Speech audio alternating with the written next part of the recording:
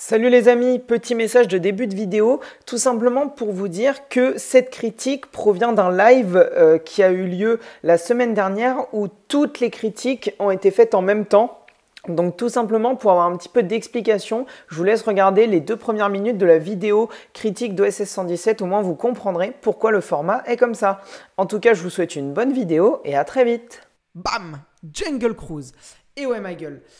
Jungle Cruise, avant de vous donner mon avis, pareil, je vais vous le résumer un petit peu. C'est l'histoire en fait du personnage d'Emily Blunt. J'ai plus du tout le nom du personnage, ça c'est un vrai problème que j'ai avec les films. Je ne me souviens pas des prénoms et j'ai ça aussi dans la vraie vie, hein, pour ne rien vous cacher. Donc je dis toujours, c'est pour ça que je dis tout le temps le nom des acteurs. C'est pas que les personnages sont inintéressants au point que je me souvienne pas de leur prénom, c'est juste que je n'arrive pas à retenir le prénom des personnages dans les films, sauf des films que j'ai vus 1, 2, 3, 4 fois. La preuve, OSS 117, je suis incapable de vous dire réellement le nom d'OSS 117 pour la critique précédente.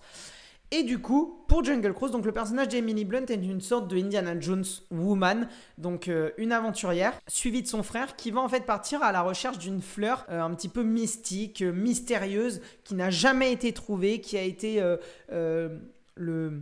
l'objectif de recherche de centaines d'aventuriers et je sais plus comment on dit, de conquistadors, voilà exactement, dans la forêt amazonienne. Et parce que, voilà, il faut quand même le dire, cette fleur a en fait une vertu médicale de soigner n'importe qui d'un cancer, d'une maladie. Elle part à la recherche de cette plante avec son frère pour essayer de la trouver, de faire ce que tout conquistador n'a pas réussi à faire, c'est-à-dire la trouver comme je viens de le dire, et surtout la ramener.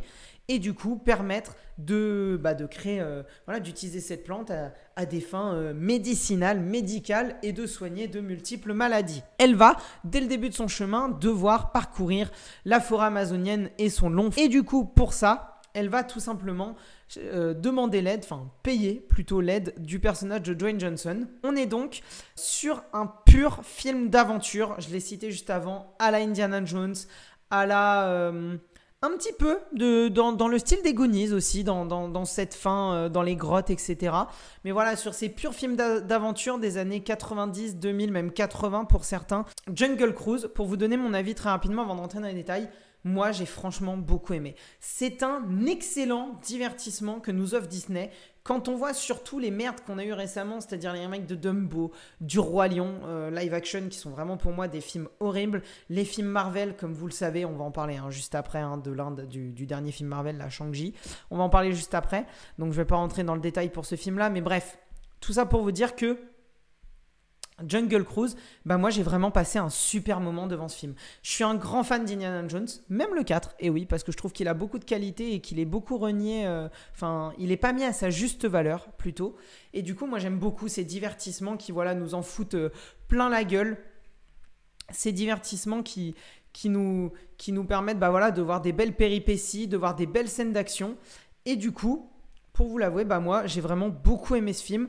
Pour rentrer un petit peu dans les détails, je trouve déjà que les péripéties, j'en parlais juste avant, sont vraiment excellentes. C'est-à-dire qu'on a au début toute une parodie justement des films d'aventure avec ce personnage de Dwayne Johnson qui fait des visites sur son bateau vraiment complètement en ruine et qui en fait va effrayer le public pour essayer de gagner un petit peu plus d'argent. On a aussi ce personnage donc du méchant qui est un nazi puisque le film se passe pendant la Seconde Guerre mondiale. Et en fait, ce personnage du nazi complètement détraqué comme il y a, on peut dire que c'est entre Indiana Jones et Pirates des Caraïbes. Très bon divertissement, je suis d'accord. Ouais, totalement, Fatal.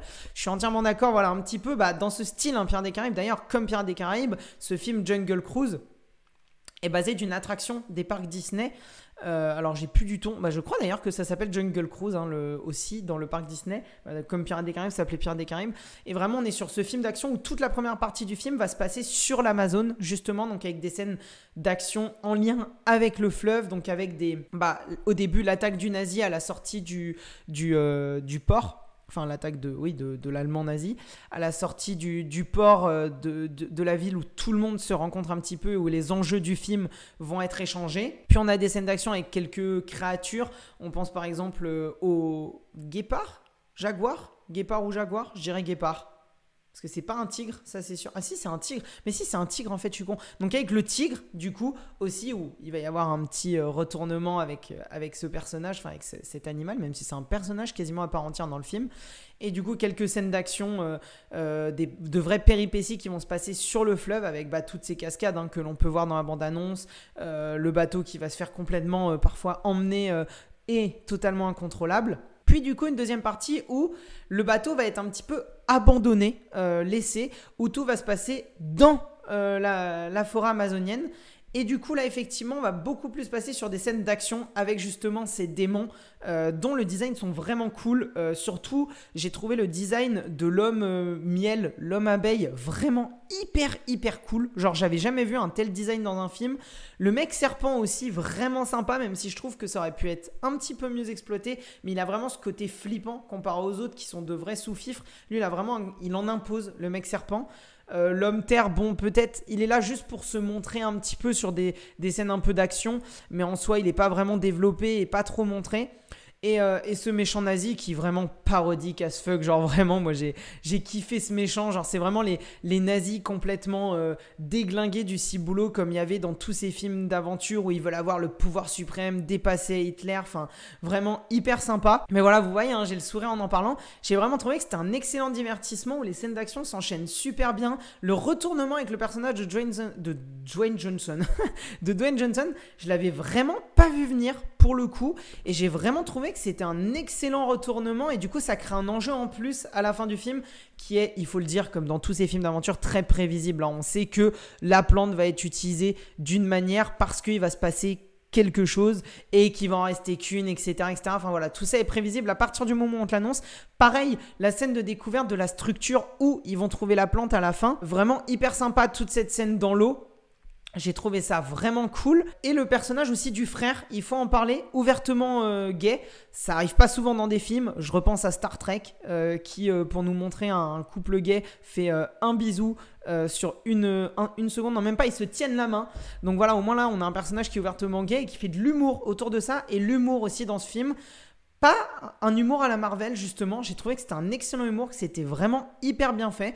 Et franchement, je me suis bien marré, j'ai passé un bon moment, on ne voit pas passer le temps, des scènes d'action qui sont hyper lisibles. On sait qu'au cinéma, même si Disney a du fric, l'eau c'est quelque chose qui est extrêmement compliqué à faire en effets spéciaux, et franchement on y croit à 200%. Donc vraiment je vous conseillerais d'aller voir ce film, et moi je me le remettrai avec grand plaisir dans pas longtemps, et je pense qu'il va vite intégrer ma Blu-ray Tech.